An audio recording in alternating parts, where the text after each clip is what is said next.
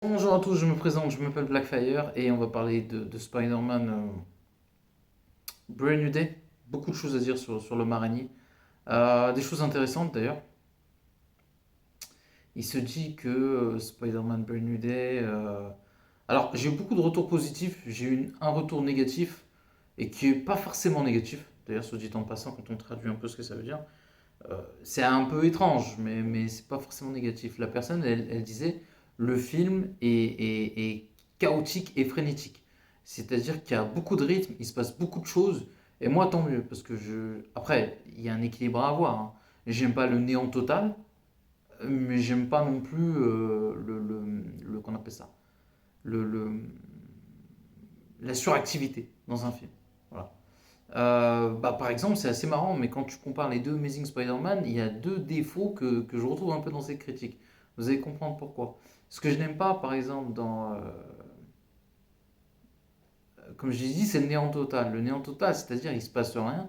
Tu as une intrigue qui est paresseuse et qui, au bout du compte, ne raconte rien. Et tu as de l'autre côté, euh, je trouve pas le terme, le côté frénétique, c'est-à-dire il se passe énormément de choses qui se heurtent mais qui n'ont pas de sens entre elles. Ça, c'est deux choses que j'aime pas. Et c'est assez marrant parce que Amazing Spider-Man fait les deux erreurs dans la saga. C'est-à-dire qu'il fait ce côté-là paresseux du début jusqu'à la fin, et dans l'autre film, c'est l'inverse. Il est survitaminé. Voilà. Mais trop de choses en fait. Donc du coup, tu as du mal à te mettre dans le film. Il y a beaucoup de choses dans ce Spider-Man Brand New Day. Déjà, si on prend les méchants, il faut dire la vérité, c'est très fort un peu ce qu'ils ont fait. Parce qu'à part Scorpion, il n'y a que Scorpion d'ailleurs. Dans Brand New Day, je sais pas, d'entraîneur. Si, il y en a d'autres. Il y a Scorpion, il y a la main quand même, Tarantula, Boomerang. Mais peut-être que les méchants les plus. En gros, on te utilise voilà, 4-5 méchants, parce qu'il fallait quand même montrer quelque chose. Mais je pense que Boomerang, on pourrait peut-être le voir un moment dans le film ou peut-être à la fin. Mais il n'aura pas un grand rôle. Tarantula, je suppute la même chose.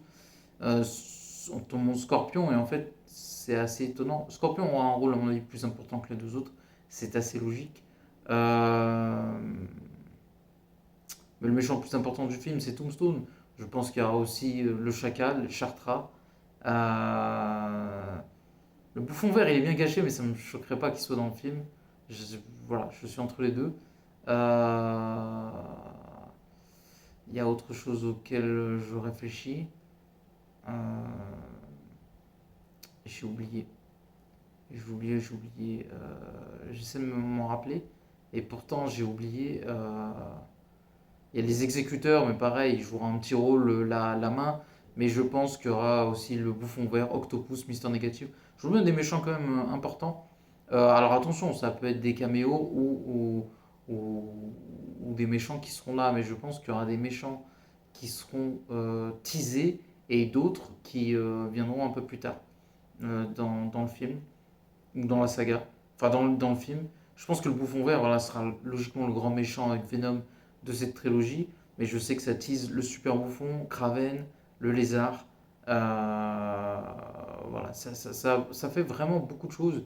Donc du coup, je pense que déjà au niveau des méchants, on va être servi. Il y a 8 Ball, mais pareil, il n'aura pas un rôle important. Je pense que les méchants qui ont logiquement un rôle important seraient Tombstone, Scorpion, éventuellement Chartra, c'est une grosse méchante aussi. Le chacal et peut-être le bouffon vert ou d'autres. Je pense que ça prépare à la fois le bouffon vert, le chacal et Venom, voire Carnage. Je pense pas que Carnage sera dans le film, mais voilà. Il y aura une multitude de méchants qui seront dans le film ou comment on appelle ça, des teasings pour le lézard, Kraven, éventuellement Morbus, peut-être qu'il est dans le film. C'est là où j'ai un peu la confusion. Je sais qu'il y a des gens qui seront des méchants teasés et des méchants qui seront dans le film, mais la liste est longue parce qu'apparemment il y aura un caméo de l'homme sable. Venom pourrait être dans le film aussi. Donc il y aura beaucoup, beaucoup de méchants dans le film. Euh, donc ça promet d'être incroyable, surtout les scènes d'action. On nous tease beaucoup de choses, on nous dit beaucoup de promesses, et il faut savoir aussi que le tournage, enfin la promo, excusez-moi, du film a commencé. C'est assez tard, pour être honnête avec vous, mais bon, le film sort en juillet, donc voilà, c'est quand même Spider-Man, ils sont du matos au vu de ce que j'ai entendu sur le film. ils peuvent tenir largement au mois de juillet.